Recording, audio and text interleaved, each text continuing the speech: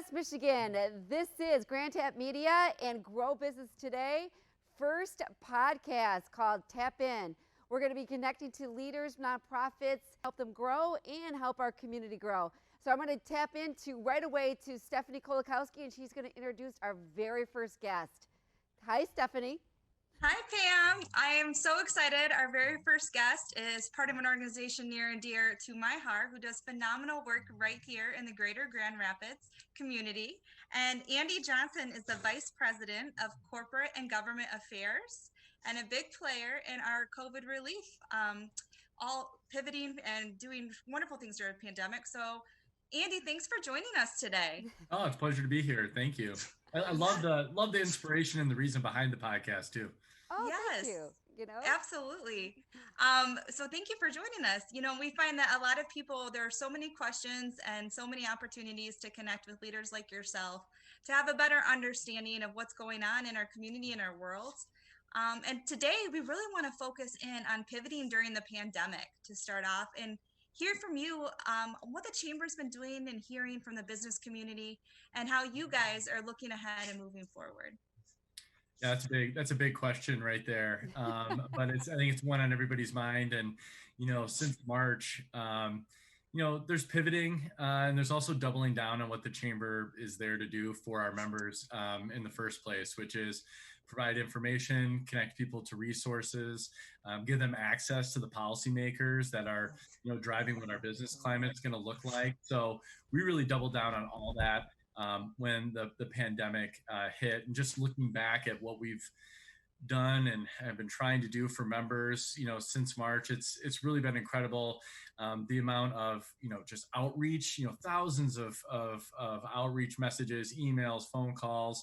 I was looking at the resource calls we've done with our U.S. senators, the CEOs of our largest companies, hearing from smaller companies on how they're pivoting too. It's been really impactful, and also the grant program we've been able to administer. We did one of our own in the beginning part of the pandemic, and then have been administering the Kent County Small Business Recovery Program. That's really lucky. We've been able to help get out over $30 million to businesses around the county. That's amazing, Andy. That is, and I know you guys have been leaders in that work, and also working with other associations and chambers in our town and our city. Something I do appreciate is your intentional focus on DI&E, so diversity, inclusion, and equity. A question that, and again, just launching a business during a pandemic myself, Grow Business Today, and I find I'm very excited, and we've been very blessed and grateful in our community. But one thing that has come my way a lot from women that I'm helping launch their businesses or in growth stages in their businesses, about resources and opportunities for them is with so many women, over 2 million actually leaving the workforce during COVID-19, right? To manage all the things we do, right? With balance in a home, and most of us are working full time, but now we have to educate at home and be there for our kids who are virtual learning. It's created both an opportunity to those who choose to see it that way. I happen to be one of those, right? And it's also created challenges for people who want to create opportunities but just don't know where to go. Can you tell me how the Chamber's helping to address those issues and what you guys are doing moving forward in that capacity? Yeah, it does seem like, and studies and articles reinforce this of how, many of the concerns or a lot of work does tend to fall to women, whether it's at home or, balancing home and in the workplace. And it's difficult. One of the things that the Chamber works to do is we want to provide the resources and connections to help people with that. So connect you with other people who have gone through that experience. So what have they learned? What would they suggest you not do again, which I always think is really important. And we always like to say we don't know everything at the Chamber, but we know people who do, so we can connect you. If you have just the randomest question about starting your business, we can typically connect you with somebody who knows the answer. And that's really what you need in the business world, is try to reduce as much uncertainty as possible. But with COVID-19, the name of the game has been uncertainty of, what's going to change next, what's the future going to look like. So we've really found ourselves in a position where we're counseling businesses even more so than we normally do about hey, I'm looking to expand right now. Do you think I should do that? Should I be more cautious, or should I go for it? Those are the kind of questions we're trying to help people through when, again, the future isn't as certain. I think about businesses that had some of the best laid, I call them the pre-COVID dreams, Yes. and really, they've been, the brakes have been put on those. And so, what do you do, to ramp that down, and especially if you're in one of the most severely impacted industries? Andy, I was thinking too of when it comes to businesses and working at home, not everybody is productive at home as we all hope they are. But how are businesses, are they talking to you about, I feel like, there is some employees that do really well at home, but others, they may be only working really, let's be honest, maybe 4 hours out of the week. And these businesses are starting to see the impact of things that not being able to oversee. Have you heard anything like that? Oh my gosh, yes, on a couple fronts. One is the productivity issue. I mean, as Stephanie's pointing out, having kids working at home or learning at home like I've had, that has an impact on productivity. Right. There's no doubt about it. Then you also have these company culture issues, which we've heard time and time again of, with working remotely, really focusing on company culture, reaching out to folks, creating those communications. Working remotely, some people have found it, positives of it. It's like, wow, we're getting a lot more done. Learning from people at Steelcase who, they study what the office culture is like, what they're finding is that, managers and companies are tending to reward, those very productive workers who, get the to-do list checked off really quick. It's a bit harder for those empathetic leaders, right? It's hard to have that kind of empathetic, discussions and leadership when you're doing things remotely, and that's difficult. It hurts the company culture long term. It maybe makes people say, "Is that person working as hard as they should be?" Really? It also can raise some issues or expose some issues in the company culture. One of the things I know we've done internally is just more regular small check-ins with the whole team. I just hired somebody on my team who came from a not so great culture, and was just saying, wow, you guys have fun and you connect and you're all talking to each other, and that's refreshing. So I think as leaders, continuing to focus on the very human elements of what make our companies successful is just really important. And culture has always been important, but I think it shows it again through COVID. How are you guys dealing with now that people are going to have to renew their membership? I am on the board of the YMCA. I mean, we're struggling really big time at people. Are they going to renew that now that, because the events are gone right now currently, everything that brought us together, what we used to get from the chamber by all that networking and stuff like that. Yes, I understand Zoom is the best substitute we can come into, but I'm a networker. And so I know I'm not really a happy camper on all these Zoom meetings. So what are you telling them? What are you guys going to do to basically raise money, give back to the value back to the people that are members of chamber?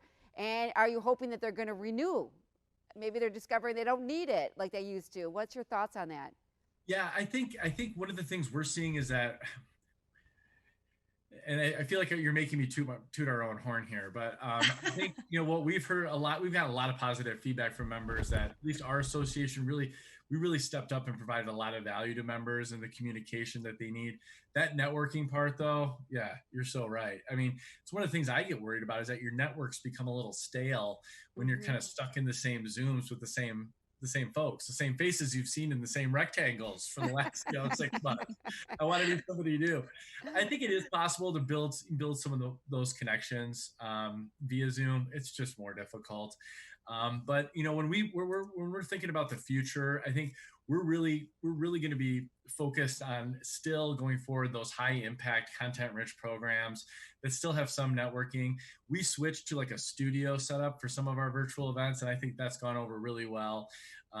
We've been really intentional too about kind of trying to grab members and saying, you need to be at this, and then that one-on-one technical assistance and coaching. I think another value we're going to continue to provide is the public policy and advocacy around housing, childcare, attracting talent, which is still a big need.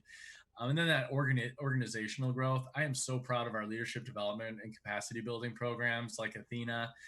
Leadership Grand Rapids and Leadership Advantage, which have still been able to provide impactful experiences. Different, yes, because it's just not the same. And we were talking about that. I think we've all been on Zoom meetings where a bunch of people are waiting for the meeting to start and it's just quiet. And you're like, this would never happen. If Stephanie was actually in this room, she'd be hugging people or the high-fiving. And it's just not the same. You lose that part of that networking part, which is very difficult. That's why, getting back in the office safely is going to be so important. Yeah, I agree so much, Annie, to what you just said, and I know Pam does as well.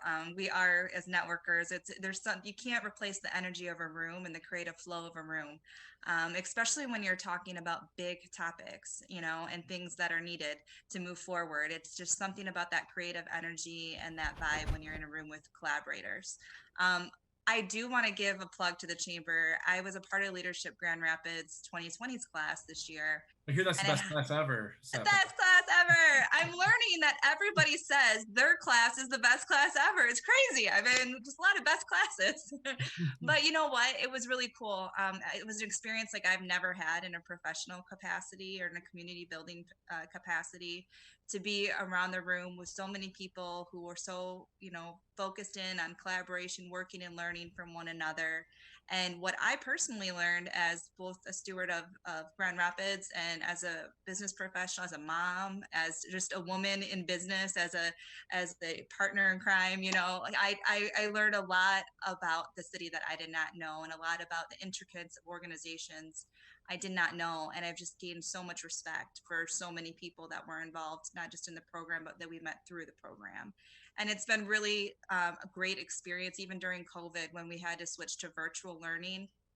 Chamber was really great about being innovative and still taking that time to connect and recharge and work together. So I appreciate that. How is, speaking of Athena, my heart and passion with obviously Andy, how do you feel that program is going to develop and evolve into next year? Well, we're excited. We've been able to add another staff person to Mel Trombley's team. Monica Mendez just recently joined the team, and I think she's going to take that program to new heights. I think the forums have been incredibly impactful, and I think our virtual Athena was frankly one of the best I've seen virtual event. Tasha Blackman gave a speech. I'm like, who wrote that speech? It was like a presidential speech writer. There was call and response, and it was like so exciting. I see that group growing and growing stronger, and thanks to the leadership of Mel, really. So I'm excited about that for next year. And you were talking about women entrepreneurship, and just, I think there's so many silver linings with COVID. If you could, I vacillate between crying about it, right, and then being excited to meet the challenge of COVID and this historic moment. I think one of the silver linings is the gratitude people are feeling about, the connections that they miss, but also the gratitude for people who are willing to go out there and start a business. I mean, it's not just a financial risk, it's an emotional risk, it's a social risk that you're putting out there. And just, I hope people, because I know I get a front seat of it, but I hope more folks are grateful for that, and for all the small business folks out there that make this such a great community.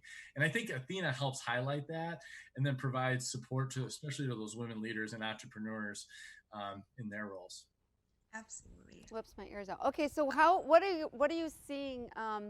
Because you guys have all different sizes of business in the Grand Rapids Chamber. So what are you seeing some of the top concerns that we're going into 2021? We're just kind of finishing up this year. A lot of them might be looking and they didn't do as well as we were in February. But what are you hearing from them on some of these businesses? Yeah, you're talking about doing well. I mean, some industries are doing gangbusters, right? And then others. Which industries are that? I mean, can you narrow it down? Is it the healthcare? Is it is it Zoom, like products like Zoom, or security, computer security? Stuff. What is that? So some of the tech companies, some of our construction companies and their supplier related organizations,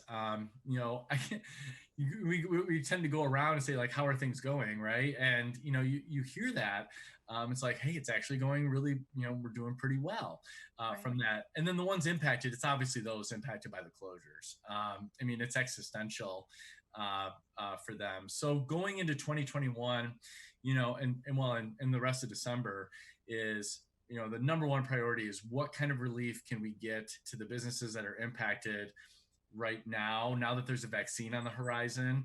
How do we bridge them, like keep them going until then, because we don't want them to shut down. So many of these businesses that are impacted, venues, entertainment venues, restaurants, they have an outsized impact on the fabric of our communities, and what help make our community special. So that's number one. I think along with that, right now it's vaccine information. Okay, so do I have to can I mandate vaccines to my employees when they become, readily available? What's that going to look like? How am I going to communicate that? What's the distribution going to look like? And then other priorities, talent, still a big issue. We continue to hear from members. It's like, hey, I thought all these people were unemployed. I still can't find folks. Oh yeah. Okay. We need to grow Grand Rapids and West Michigan. Continue How that. involved are you guys in the downtown, getting it back up to where it was in February? Because I honestly, now that restaurants are closed once again, I used to go down there all the time, and kind of since the riots, things have changed. How are you involving the businesses to start getting that revived back, get it back? Because I really am sad by what's happened. Yeah, we have a retail and attraction specialist on our team, Rich App. So we're very focused on that. We have a lot of members who have definitely a vested interest in a vibrant downtown, as we all do. Right. So we're working really closely on that. We're actually working on a campaign called Opportunity Awaits. I mean, one of the things that this has shown is that West Michigan is a pretty attractive place to ride out the apocalypse, right? I mean, we got it going on. We're affordable. We have space to spread out in. We also have a great downtown, access to natural resources.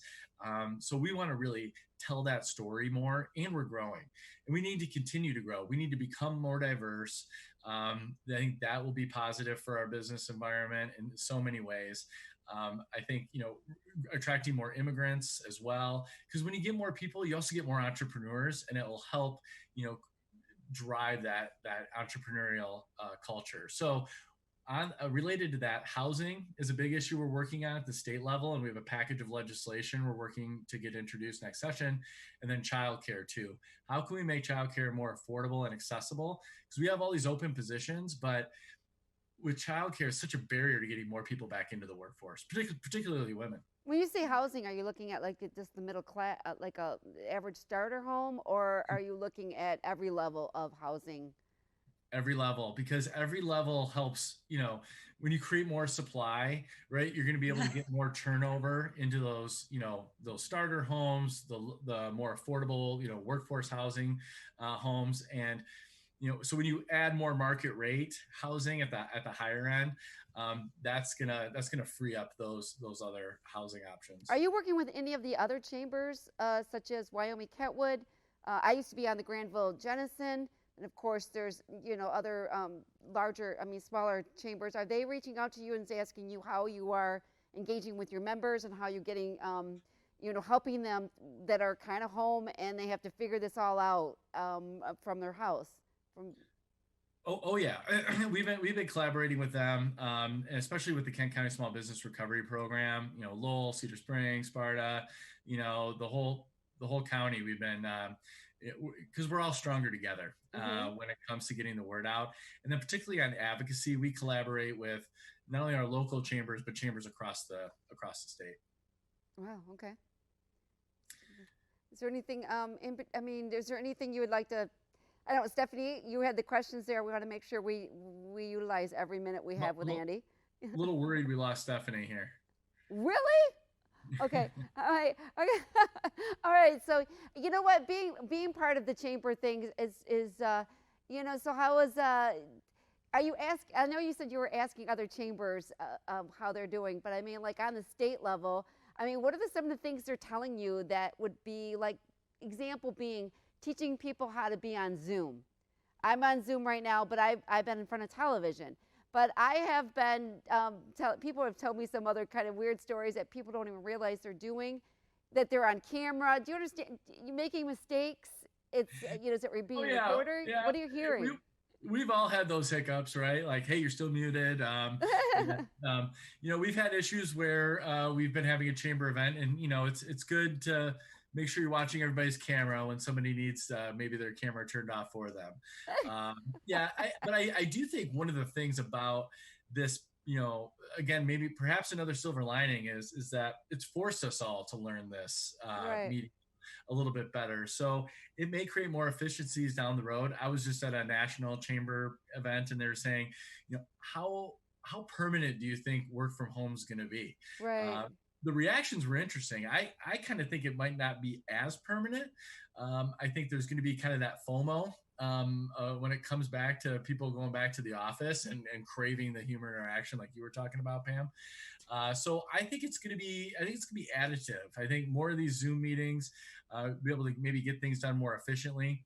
There's certainly less commute time in between things. Well, that one thing too, when you're able to expand your base beyond West Michigan, you don't have to. But okay, there is an unforeseen consequences as that I know that people are letting go of their office they once had. They're realizing they're home, or they're downsizing. And there's a lot of vacancies of people, like, I don't need as many, like I heard BDO. I mean, they're doing very well. They only have like maybe 8 or 9 people that are coming into, I mean, are you seeing a possibility of a fallout of vacant office spaces because people are working from home and they're figuring out? That's something we're really watching closely to see what that's going to look like in the downtown environment, because you're right, there's all that square footage then, and so what do you do with it, and what kind of impact does that have on the tax base for the cities? I think it's still a bit of an unanswered question. I know. Some of the commercial real estate experts that we've heard speak, they're still bullish on cities and think that there's still going to be drivers. There's certainly cultural touch points. I mean, I don't know if you've seen Madrid yet, as they redid the top of Amway Grand Plaza Hotel. I'm going to want to go there, right? Like, it's so cool. And when conventions come back, I think there's going to be that desire to get back in the office. The Grand Rapids Chamber, we have our work cafe. We still think that, we don't think that that's just going to be overhead for us. We think that that's when the vaccine comes out, that's going to still be a hub for the business community. I think people are going to want to get together and see each other. Right. For me though, I just kind of hope some of the benefits of work from home, stay. Like, I get to do a dance party with my 2-year-old, right up until the time of my Zoom, just about, and that's super valuable. Well, like all of us, we split our day up. Not all of us are a 9-to-5er. I used to, years ago, I could work from home some days, and during the summer when my kids were home. And I used to pick up energy like after 10 o'clock, and I worked like 3-4 hours straight, and then went to bed. And then, I was able to have my husband, their father, get them up in the morning and feed them breakfast. So I was able to balance that. I don't think if anybody realizes that sometimes people pick up energy at 10 o'clock at night. You're not able to do that when you're in the office. Yeah. No, I think that's absolutely right. And I think people are starting to settle into those who hadn't worked from home before. I was one of them. I felt like, oh my gosh, now there's no boundaries. Yeah, there is no, it never goes away, Andy. Yeah. And so, but I think a lot of us, I'm still working on it. You get better at setting what those boundaries need to be for your mental health. Yeah, really. And then that's being the case. And you're not dealing with a lot of people talking about is there a term for it now? Depression. And working from home, missing their colleagues, because they were 8 hours a day. They were like family. Some of these colleagues are. I think we're hearing a big focus on that. People are very concerned about that, especially as this continues to drag on, and then we're going to be into the winter months, which, I love West Michigan. Thank goodness I love cloudy days, but not everybody loves a cloudy day. So I think those employee resources, those EAP plans, making sure that employers are getting those out to employees, and just those constant reminders and reaching out to folks who you think might be struggling is going to be really important this holiday. Well, one of the impacts, real quickly, and I'll let Stephanie jump in, but I've noticed is like the retail, the sales. I mean, the stuff that's coming across my Facebook page, of getting stuff so cheap. And I'm thinking, my thought is that there's not a lot of office women that they bought all this stuff before COVID. They have to get rid of it. But I'm getting some stuff like, like $20 that would have cost me maybe $100. And some of these stuff, that's been the nice thing. But then because I think we're dealing with people not going to the office and not dressing up and not doing all the things, the hair care, and you might need that for Zoom. But I was telling Stephanie, I can't believe some of the stuff I'm getting so inexpensive now that I might be able to buy one or two things, and now I'm looking at it, I'm buying 10. And I'm like, well, and my husband's like, well, just buy it. It's only $20. If you don't want it, it's $20, right? And I'm thinking, have you heard people say that they've just been getting the best of deals when it comes to clothing, office attire? No, but I might run in the wrong circles. I would just say, I hope people go overboard with local retailers or restaurants when it comes to gift cards and purchasing this year, because they're the ones that are struggling. And I know it may take a few steps not to order something online sometimes, but a lot of gift cards are available online. So I know Kent County recently launched a Kent County takeout challenge to, be very visible about, you purchasing takeout from a local restaurant or supporting local GR biz. I think that's going to be really critical to show that love this season. Well, we are kind of concerned about, we always give out gift cards over the Christmas season, and we're just looking at each other, and we are a little concerned, Andy, of who's going to endure. And if you give out a gift card, it's like, is this one? I mean, my husband always gives out the Chop House, and with the hotels not filling up, the Amway and the JW, I'm like, you may want to, do we really want to do that again this year? Well, dude, I'm sure it's going to be okay. But have you gotten, people are like, where would you get your restaurant cards? I mean, to make sure that they're going to be around. I'm sorry, but that's one of the concerns we had. The best way to make sure that they're going to be around is by buying a gift card. Yes, that's a great answer, Andy. And it's been really cool, actually. I just learned about the initiative here in Grand Rapids, but I got to give kudos to Muskegon, the city of Muskegon, Frank Peterson and his team, when COVID shutdowns happened the first time, of taking a step back. And I think as leaders working together, taking a step back and saying, what can we control? What can't we control, right? And how are we going to find the opportunity? And they did a cool program, kind of similar. And what they did was they went out and purchased gift cards from all the local restaurants. And then they repurposed those gift cards to people in need, nonprofits, families. They gave them out to, different people to just make sure that, again, like the only way to keep people in business is to support their business. Right. And we've got to take care of the people in our local communities, our families in our local communities that are doing this. And I'm finding too that the businesses that are really taking off, and I'm working with clients now who are they're up, significantly year over year.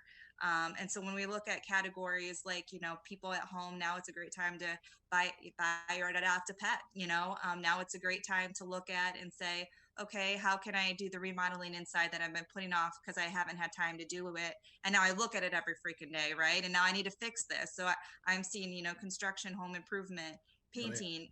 And if you keep with a strategy, you have a strategy, and you keep with your marketing and your business to business relationships, you will not only weather the storm, you can exceed and far surpass expectations in a storm. And you can find those opportunities that you didn't have time and weren't looking for before in your business because they weren't in your face.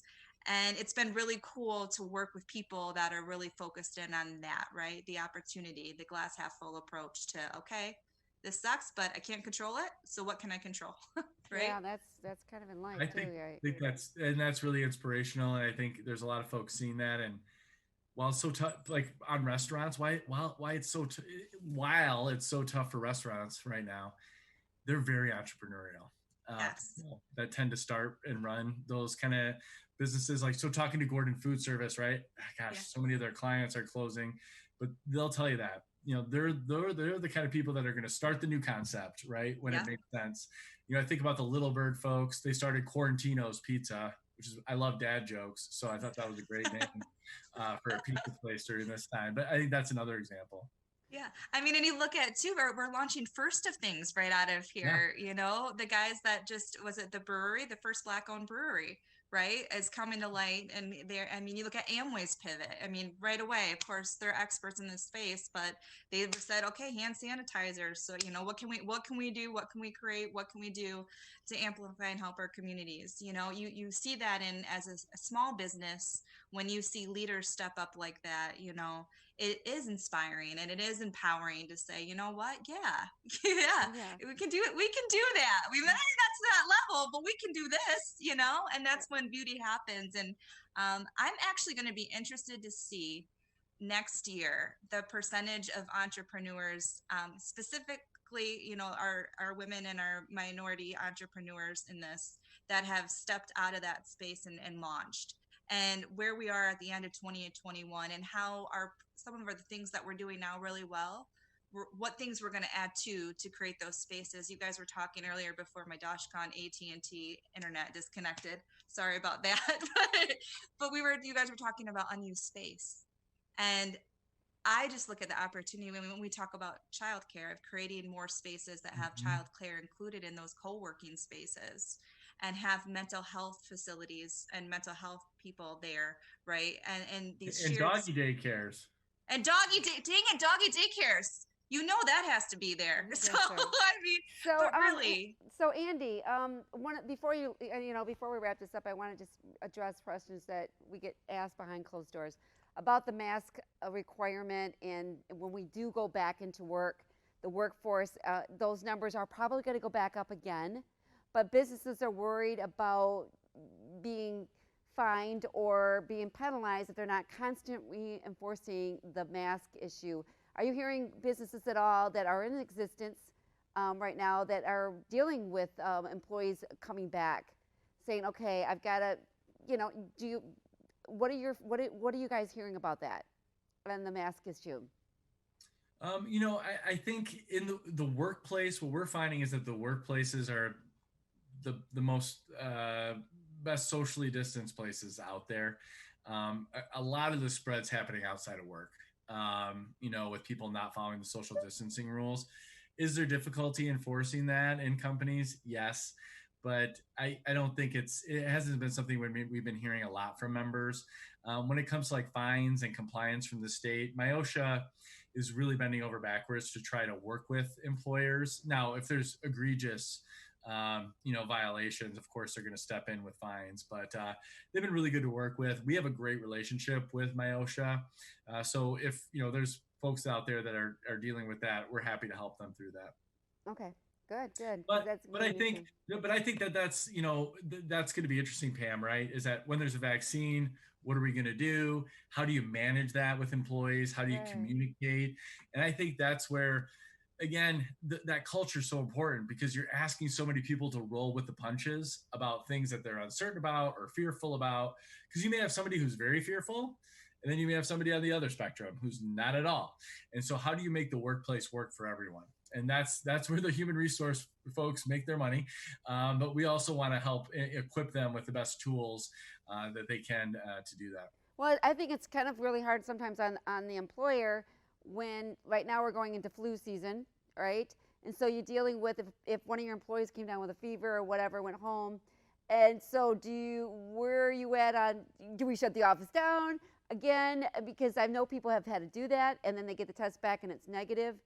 But you get 2 days before you get your test back on what they're supposed to do, because they don't want to be liable. So there is some things, or people are like, I want to work from home because I'm taking care of an aging mother or parent, and they're receptive, they could come down with COVID and die. So I want to work from home, but yet the employer needs them to be in. They work in the public.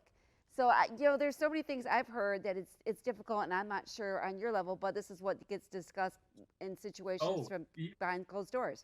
Oh yeah, and especially before the latest pause or restrictions too, there was like, well, what is feasible? Why to be in the office? Like, what is actually qualifies for me to go in? And that was a bit of a lower standard. So no, we're getting all those questions because a lot of it's been really gray and trying to get better. Because when, an emergency order would come out or an executive order before that, they put out a rule, and then you all of a sudden got well, what if this and what if that? And it's like, well, we don't know, and the state doesn't know either. So what I always tried to what I was trying to help members with, and this is maybe not the most expert advice, but I'm like, look, what the governor and the administration are trying to do, they're trying to say, all right, everybody be cool. Like, just be cool. Like, here's what we know, the best that we know, and there's a lot we don't know. So here's what we think, you need to do to be cool. Now, shutting down complete industries, we didn't find that so cool, because we think you can do both, protecting lives and livelihoods at the same time. And so that's why we've been trying to really push back that, broad brush industry closures are so destructive for those businesses, and there's and sometimes arbitrary, right? Why can this industry be open? Why can I hop on a plane and fly to Colorado, but I can't sit in a movie theater for an hour? Those kind of concerns. Those kinds of things are frustrating for everybody, when you do look at that. And I will say, I actually, Pam, I didn't even tell you this yet, but I have to give a shout out to this local restaurant, The Score. And they're supporting another local entrepreneur who makes the igloos, that you can sit in. Mm-hmm. And so you can now go on their patio, and they have little fireplaces from another business that are set up in there. And you can go in. I had my draft beer last night. I sure did. I had a meal at the restaurant. It felt so good. And we're in this igloo, and I'm like, that's innovation, right? And that's like, if we, and I asked him, like, where did you get these from? I'm like, we need to share this with other restaurants, and maybe there's some kind of business to business relationship we can help develop in that. But how cool that would be to have lighting up in igloos in the downtown areas too. Exactly. Where you could just jump igloo to igloo. It's like a blizzard outside, and you're just so protected. You're like, we're in this igloo, We're in this igloo. But then you look at that too, and you're like, okay, well, but I mean, hey, I like it. I like the innovation to there. I think so too. Well, they have to do what they have to do, right? That's right. So are you really, when they call you up, are you guys, what is can you name, just before we leave here, some of the things you've had to go, like even to the highest level of the governor or the attorney general, when you're on behalf of businesses that are calling you and say, look, we need you to do something here. We need some clarification on this because we're liable, right? The business owners always seems to be the one that's liable, right? Have you had any of that situation? Oh, like every week. Just this week, the chamber sent a letter to the governor and legislative leaders saying, if the pause is extended, it has to be amended. Talking about those broad-based closures. Another one we just asked them again about was property taxes for the severely impacted businesses that have had zero, like Whitecaps, right? Basically like zero revenue. Well, their bills don't stop coming. Exactly it. And one of those is property tax. And, they shouldn't have to pay fines and fees on their property tax because they had essentially zero revenue. So we're trying to get those fines and fees eliminated. We're trying to see if we can get a grant program for those most severely impacted businesses, like the Whitecaps or entertainment venues. Think of the intersection, right? Zero revenue coming through. I feel so bad for those guys. I know. I was talking to Dan the other day at Whitecaps, but you know what I admire, and this is leadership at its finest, right? Dan still looking at the opportunities in the future, talking about, how do we get our employees back all full time, talking, these guys and gals, like they are so in tune, right? And they're so, even within the storm, so positive about, okay, all right, let's keep, what can we do next? How can we make this work? And taking the losses that, they have, on the chin, but not letting that defeat them or push them back, and I really love talking to people like that. But you look at the intersection and you say, God, they're staple in our community, and how can we help them? Well, Showspan, remember we talked about that? Yes. Dawn Baker is a very good friend of mine, and she's like, they haven't had be able to have any of their events. They're just starting their another season. So we would have went to the wine and beer one, and then now we're, there's all these things that are not happening that has brought that life downtown. And it's kind of sad. what they do. But even my husband works in credit unions. Even mortgage people that was able to go 3 months didn't pay their escrow, didn't pay their PMI, didn't pay money into their taxes. And so they're going to be hit with bills. Their escrow isn't going to have enough if they didn't pay those. I don't know how they're going to, Uncle Sam's still going to get his money, right? And that's what makes this pause in Michigan so devastating, is that this time around there really is no financial support because of the lack of action federally. And that's why we're hoping that the federal government can step in yet before the end of the year and do something to help these businesses, and also on unemployment, because all the unemployment that's gone out, people forget there's no money tree in Lansing that's producing that money. I mean, that's all the unemployment benefits are funded by employers, right? Right. Exactly. So extending benefits, I mean, that's a tax increase on employers. So that's one we're looking at too. But yes, the questions, I would love to go back, Pam, and look at all the specific questions I've had to ask over the last 9 months, because some of them are just wacky. It's like, is it 50 people in this one, or what qualifies actually as an outdoor structure? Because defining what that was. I know. Big lose. Yeah. There's all these definitions of what it can actually be or not, or Can I do this? Can I go? We just wanted to go golfing. It's like, why can't we go golfing and yet everybody can stand in line at Walmart or Costco, but we can't? When in the beginning we couldn't even golf with a golf cart. I go, well, we live in the same. We had decided we lived in the same household. It was so strange. I'm like, okay. We actually laughed, but we were actually be able to golf on it. But it was late into the game because they didn't give you cards, but you could walk. So you can imagine our life. I'm a good golfer, so that was funny. Okay, Steph, did we answer all the questions or what? Yeah, I have one more question, and just because I work both in the private, public, and nonprofit sector with different businesses and organizations, I'm just curious your thoughts too, like how nonprofits, sometimes get unfortunately overlooked in certain cases, how nonprofits have stepped up in the pandemic with also limited resources. What are some things that you think have stood out to you, Andy, and even working on establishing even better relationships between all to make sure that we're driving better good in our nonprofit community and being supported? Yeah, I think, the collaboration was good to begin with, but it got better through the pandemic, just because everyone trying to come together to meet the need and not duplicate the need or duplicate the activities. And I think through that, you learn even more about the other organizations, who's doing what, which I think is important, so we can really move the needle and not spin our wheels as much. I also think about our hospitals, right? They're communicating more than they ever have.